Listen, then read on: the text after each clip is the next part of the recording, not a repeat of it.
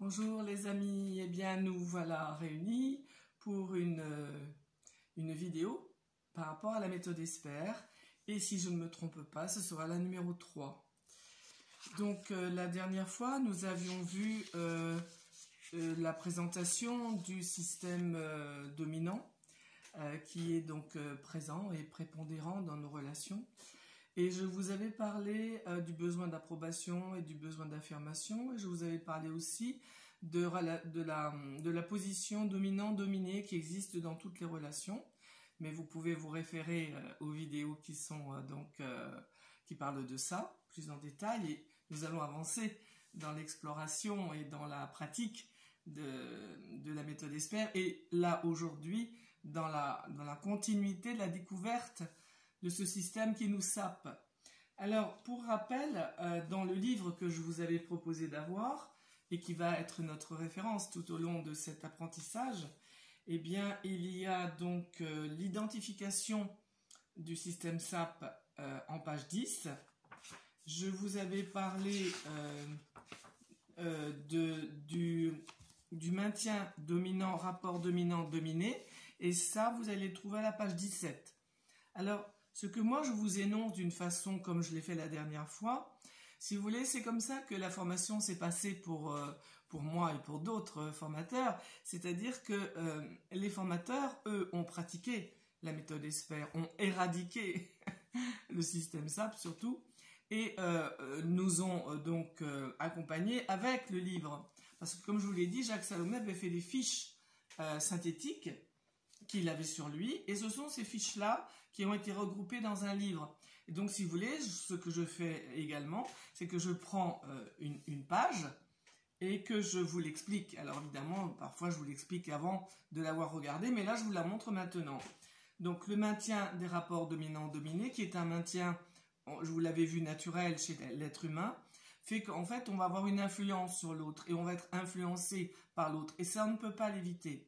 Et justement, avant de vous parler des caractéristiques du système SAP, c'est l'objet aujourd'hui, je voulais vraiment insister sur le fait qu'il s'agit vraiment, si l'on veut avoir des relations saines et si l'on veut être outillé avec la méthode ESPER et si l'on veut du coup être conscient des mécanismes qui sont déficients, eh bien c'est tout à fait approprié. Ce qu'on va faire là ensemble tout au long des semaines est tout à fait approprié. La seule condition importante, c'est vous. Vous face à moi, vous que je ne vois pas, vous qui regardez ces vidéos. L'engagement qui sera le vôtre sera le prédominant, la condition vraiment sine qua non de cet aboutissement, si vous voulez avoir au moins à votre bout de la relation une communication saine. Bien sûr, on fait des erreurs, personne n'est parfait et loin de là, je ne suis pas parfaite et je suis heureuse de ne pas être parfaite. Je tends vers l'excellence, c'est vrai. Et c'est ce qui me met en action, c'est vrai. Mais pas du tout parfaite. La belle image de moi, c'est quelque chose que j'ai complètement éradiqué pendant pas mal d'années. Je suis juste moi. C'est déjà pas mal. Et donc, c'est vrai qu'il va s'agir là, pour les personnes qui le veulent, de bien réfléchir à ce que c'est un auto-engagement, c'est un engagement avec soi-même, comme toute démarche, quelle qu'elle soit. Si je veux apprendre à jouer d'un instrument, si je veux apprendre une langue étrangère, si je veux faire une acquisition de quoi que ce soit, ben oui, bien sûr, c'est un auto-engagement. Parce que si je ne m'engage pas avec moi-même, si je ne suis pas le disciple de moi-même, et c'est ce que je mets dans le mot discipline. Vous savez, souvent dans discipline, on met quelque chose de dur, oh là là, la discipline, c'est... Non, je ne mets pas ça, moi, là-dedans. Moi, je mets la discipline, c'est que je suis le disciple de moi-même. Et c'est beaucoup plus beau à envisager. Tout dépend de notre regard sur les choses. Et donc, s'engager avec soi-même par rapport justement à ce dont je viens de parler, l'influence que l'on a sur l'autre, qui est inévitable. Et l'influence que l'autre a sur nous, qui est inévitable. Ça fait partie des choses inhérentes au relationnel, c'est comme ça. Mais il va s'agir que je m'engage avec moi-même dans une prise de conscience, dans une responsabilisation, que je m'engage à ne pas influencer l'autre. Et je l'avais écrit comme ça, et je vais vous le lire tel que je l'ai écrit la semaine dernière. S'engager avec soi-même de ne pas influencer l'autre, parce que ce système SAP qu'on va détailler là, il s'installe et il installe une influence sur l'autre. De toute façon, de lui-même, c'est ce qu'il fait. Il l'installe et on va le voir. Ça peut être de façon insidieuse, c'est-à-dire que la personne qui l'utilise, sans le savoir, la plupart du temps, elle ne le sait pas, qu'elle amène quelque chose de pervers, d'insidieux dans la relation et dans la personne qui est en face d'elle. Elle ne le sait pas. Parfois, elle va se dire, mais c'est pour son bien. Voilà. Et de toute façon, avoir une influence sur l'autre, c'est toujours à proscrire. C'est simple, toujours. Je peux donner mon avis, je peux apporter un témoignage, je peux parler de moi d'une façon la plus légère possible, qui ne fasse pas justement un poids sur la personne en face, mais en aucun cas, je ne vais exercer sur l'autre une influence. Vous voyez comme c'est profond. C'est énorme. La méthode ESPER est vraiment, oui, quelque chose de très important au niveau relationnel. L'autre a une grande importance dans la communication relationnelle. Et si évidemment les deux, à chaque bout de l'écharpe, sont dans la même intention, dans le même engagement vis-à-vis d'elle-même, c'est pour ça que j'appelle ça un auto-engagement avec soi-même, eh bien sûr que la relation ne peut être que bonne. Elle ne peut pas être autre que ça. Donc, le système SAP installe cette influence sur l'autre qui peut aller d'une façon insidieuse ou volontaire à de la manipulation. Voyez, ça va jusque-là l'influence, ça peut aller jusque-là. Le système SAP amène de fait la dépendance. Pour celui qui le subit, qui va se fragiliser, qui va être vulnérable, qui va perdre sa définition de lui-même, sa force. Il va se dévitaliser et ne peut pas se responsabiliser. Pour avoir des relations saines, et j'écris, il s'agit de conscientiser cet auto-engagement de ne pas influencer l'autre. Ne plus pratiquer le système SAP amène de fait ce respect de l'autre, le respect de l'intégrité de l'être humain. Et donc, il est d'autant plus important, ce système SAP, de ne plus le pratiquer, bien sûr, avec qui que ce soit. C'est tellement bon d'avoir des relations vivantes, vivifiantes, que l'on sent, que l'on vivifie à notre bout de la relation par rapport à ce qu'on met dans ce canal relationnel. Il est d'autant plus vital, crucial, et j'attire vraiment votre attention là-dessus, par rapport aux personnes fragiles, par rapport aux enfants, bien sûr, et par rapport aux personnes qui ont des troubles psychiques. J'en parle aussi en connaissance de cause. C'est parce que j'avais un fils schizophrène, c'est parce que j'avais un fils schizophrène à l'âge de 20 ans, que j'ai décidé, lorsque mon mari m'a dit « mais je ne comprends pas, quand tu devrais être autoritaire, tu laisses passer, et quand tu devrais laisser passer, tu es autoritaire ». Et donc, je me suis beaucoup interrogée, mais je m'interroge toujours beaucoup. Les remises en question, c'est quelque chose que je sais faire. Et à partir de là, je me suis rendu compte que j'étais incapable de me rendre compte de comment j'allais faire pour ne pas provoquer au niveau des paroles que je dis, des choses que je fais. Je me suis trouvé une inconnue pour moi-même. Je ne savais plus comment faire. Et c'est ce que je vous ai dit, hein. Le fil des choses a fait que j'ai donc trouvé ce livre et que j'ai pris cette formation. Voilà, ce préambule étant fait, à la page 15, nous avons les définitions du système SAP. Alors, en fait, c'est toujours à peu près les mêmes choses, hein, le système SAP. Il y a l'injonction, alors la page suivante, donc ça c'est la page 15, le maintien des rapports dominant-dominé dont je vous ai parlé à la page 17, vous pourrez le relire. Et puis à la page 19 commencent les caractéristiques du système SAP. Déjà, ne plus le pratiquer, vous allez voir, ça va pas être facile, parce qu'après on va se dire, mais alors je vais plus rien dire. Bah oui, c'est vrai. D'autant plus, la prise de conscience est d'autant plus embêtante qu'on va se rendre compte qu'en fait on ne parle que comme ça. Je ne vais pas généraliser, mais quand même. Bien. Donc, l'injonction. Les injonctions sont déposées par des personnes significatives de notre entourage, les parents, les frères, les sœurs, même à l'école, les maîtresses, les professeurs, fais ci, fais pas ça, tu devrais faire comme ci, il aurait fallu que tu fasses comme ça, tu te rends pas compte ce que tu fais, quand même, c'est pas terrible, si tu avais fait ça, ça aurait quand même été mieux. Alors, il donne des exemples, donc je vais vous lire, pour les personnes qui n'ont pas encore le livre, je vais vous le lire. Dès le début de notre vie, nos parents nous abreuvent d'injonctions. Fais ci, fais ça, va là-bas, mange ci, mange pas ça. Donc c'est ça, il faut que tu devrais. C'est quelque chose qu'on ne va plus faire lorsqu'on décide d'être dans une communication saine. On ne va plus utiliser il faut, tu devrais. Et la forme aussi impérative. Va là-bas, fais pas ci, fais pas ça. Mange pas ci, attention, traverse pas, reste avec moi, ne t'en va pas, vous voyez, et vous allez voir, c'est horrible parce que, vous voyez, c'est qu'une seule caractéristique, on vient juste de commencer. Mais rien qu'avec ça, déjà, vous allez vous rendre compte combien de fois dans la journée vous êtes dans l'injonction. Puisque l'injonction, c'est bien qu'elle soit définie, parce que, en fait, elle nous permet, lorsqu'on est bien conscient de ça, de pouvoir, si on veut, d'accord, toujours pareil, on n'est pas obligé, hein, si on veut, de se rendre compte, ah ouais, j'ai fait une injonction, ah ouais, j'ai été en mode impératif, ah ouais, d'accord, comment je vais faire pour éviter ça? Je vais vous le dire après, d'accord, on va rester sur l'injonction.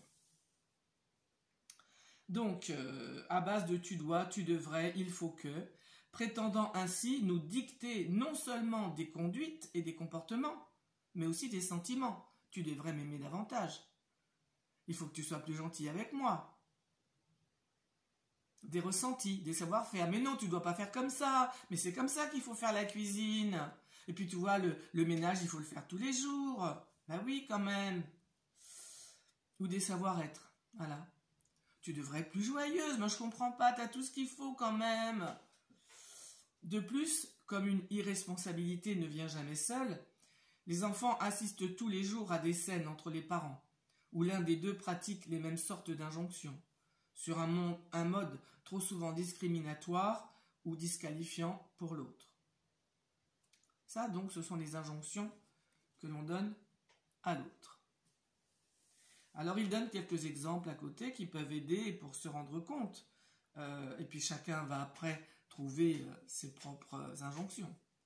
Alors, par exemple, dans les relations parents-enfants, tu devrais aimer ton frère, il est plus petit que toi, il ne comprend pas. Tu devrais faire preuve de plus de patience avec lui. Imaginez ce que peut faire l'enfant avec des phrases comme celle-là. Tu dois manger de tout dans la vie, il faut apprendre à ne pas être difficile. Tu n'en as pas assez de regarder ces idioties à la télévision, tu pourrais quand même t'intéresser à autre chose. Après, voilà, vous trouverez les exemples à la page « Relations à l'école ». Tu dois être attentif et ne pas poser des questions si tu n'es pas interrogé. Relations conjugales. Je suis sûre que tu as encore oublié d'apporter le journal. Tu devrais t'occuper d'eux plus souvent. Tu verrais ce que c'est que de rester toute la journée avec les enfants qui n'arrêtent pas. Et puis, relations professionnelles. Vous lirez d'autres exemples si vous voulez. Hein. Tout ce qu'on vous demande, c'est de faire votre travail tel que nous le voulons. Vous devez vous conformer aux habitudes du service. Ce sont des injonctions. Donc ça, on va rester sur les injonctions parce qu'il y a déjà 14 minutes. Donc ça, ce sont les injonctions qu'on va produire pour les autres. En prendre conscience, ça va être très important parce que on va, par ce fait même, si on en a l'intention, commencer à mettre en pratique la présence à soi-même, celle qui est tellement importante, dont je vous ai déjà parlé, mais dont je reparlerai sans cesse. Parce que grâce en fait à ce travail de présence à soi-même et de prise de conscience, on va installer tout doucement ce qu'on appelle le témoin, c'est-à-dire celui qui voit. Parce que jusqu'à présent, et vous allez le voir dans votre pratique, avec beaucoup d'amour pour vous, et surtout ne rien ajouter, pas d'accusation, non, rien. C'est juste observer, le voir, et puis, si on peut, arrêter ça, le transformer. Donc, ces injonctions-là, vous allez voir que dans la journée, vous en produisez beaucoup, j'allais dire énormément. Je veux modérer mes propos. Donc, vous en proférez beaucoup. Et puis, vous allez entendre les autres qui en profèrent aussi. Et donc, si vous voulez, vous allez voir que, je ne sais pas si ça enregistre, oui, je crois. C'est un truc qui est fait comme si c'était une pause. Mais je crois pas. Bon, je vais quand même continuer. Donc, vous allez voir autour de vous, et c'est ce qui va aussi être très profitable. Parce que du coup, vous allez vous dire, oh là là, mais il n'y a que ça. Oui, et vous voyez, ce n'est qu'une caractéristique du système SAP. On n'a pas fait les autres. Donc, il y a celle-là. Et il y en a d'autres. On parle bien des injonctions. On est sur ce même item. Il y a les auto-injonctions. Et celle-là, vous pouvez me croire, ce sera les plus difficiles à enlever. Les autres seront difficiles, hein, pas de problème. Hein. Mais celles-ci, les auto-injonctions, elles seront très difficiles.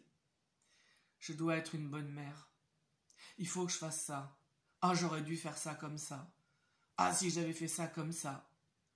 Il faut que, je dois, je devrais, il aurait fallu. Vous allez peut-être aussi avoir un intérêt important à regarder les auto-injonctions que vous vous donnez. Et là aussi, vous allez constater que dans la journée, il y en a beaucoup que vous vous donnez. Parfois, vous pouvez vous les donner de façon verbalement à haute voix. Hein. Ah, il faut que j'aille là-bas. Ah là là, j'aurais dû faire ça. Ah là là, si j'avais fait ça. Et puis parfois, il y en a beaucoup dont vous n'êtes pas conscient et que vous vous faites à voix basse, en pensée, à l'intérieur de vous. L'effet est le même. Hein. L'effet est le même, c'est-à-dire que vous êtes en train, en faisant des auto-injonctions, de vous dévitaliser. De la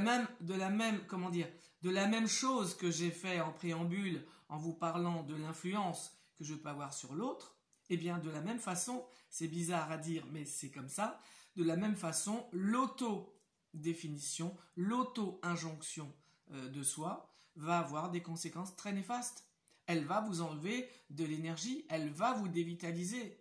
Parce que vous voyez, par exemple, si on dit « Oh là là, il aurait fallu que je dise ça », bah ouais, du coup, en prenant conscience qu'il aurait fallu que je dise ça, ah là là, vous voyez, je ne sais pas si vous le sentez au niveau énergie, mais ça m'enlève de l'énergie. Alors, plutôt que de faire ça, on va plutôt utiliser le jeu. Moi, je te demande, si tu peux, de faire ça sans jamais obliger, d'accord? Voilà, moi, je voudrais bien, si tu peux, voilà, que tu fasses ça. Par exemple, si on prend un cas, bon, là, je vois, tu devrais aimer ton frère, il est plus petit que toi. Ça, c'est quelque chose qui n'est même pas à dire. Mais rien à dire là-dessus, quoi. Par exemple, si j'ai l'intention, si j'ai le désir que mon fils s'occupe de son petit frère, je dirais plutôt, est-ce que c'est possible pour toi que tu t'occupes de René, parce que tu vois là, il a l'air d'avoir envie de jouer avec toi, vous voyez, comme ça, d'une façon très légère. On va en fait trouver des modes de parole, des façons de dire qui vont permettre de dire ce que j'ai envie de dire. Il ne s'agit pas du tout de réprimer, c'est le contraire. En méthode Esper, on parle beaucoup. Ce qui change, c'est notre façon de dire, c'est notre réflexion par rapport aux choses qui sortiraient de nous d'une façon, on va dire, impulsive. En méthode Esper, on n'est plus dans l'impulsivité. On est dans la réflexion des mots que l'on utilise. Chaque mot va être réfléchi avant d'être envoyé, avant d'être prononcé. Et c'est très rapide en fait. Au début, bien sûr, c'est un exercice. Et il s'agit de le prendre comme un jeu. Même si on foire, on foire. Je recommencerai tout à l'heure. La vie me donne 1000 occasions pour me remettre à l'ouvrage. Et sans jamais m'en vouloir. Voilà. Et donc, si vous voulez, être conscient de la façon dont je vais parler va prendre un peu de temps. Oui, j'allais dire du temps, un peu de temps. En vous appliquant tous les jours, vous voyez, j'allais dire si vous appliquez ça tous les jours, et là, en mettant ce si-là, j'induis une sorte de, comment dire, oui, un truc insidieux qui n'est pas bon. Donc, le si ne m'intéresse pas. Le si, c'est pas un mot que j'utilise. Donc, je préfère dire en pratiquant le plus souvent possible, eh bien vous pourrez constater, et voyez comme c'est léger, vous pourrez constater que vous ferez des progrès très rapidement. C'est possible de progresser rapidement, à condition de le faire régulièrement. Et je vous propose, et je vais en terminer là parce que ça fait 20 minutes, je vous propose de rester sur l'injonction et l'auto-injonction pendant une semaine, puisque mercredi prochain, je mettrai une autre vidéo. Et pendant cette semaine-là, si vous pouvez, vous regardez, vous observez au niveau des injonctions que vous envoyez. Si vous pouvez une fois par jour, vous la transformez, l'injonction. Vous la transformez avec le je, avec une demande ou avec rien. Parce que parfois, il n'y a pas besoin de dire les choses. C'est pas la peine. Et puis la semaine prochaine, on continuera notre investigation. Vous pouvez, comme je vous l'ai déjà dit, me mettre des commentaires. Je vous ai mis mon adresse mail.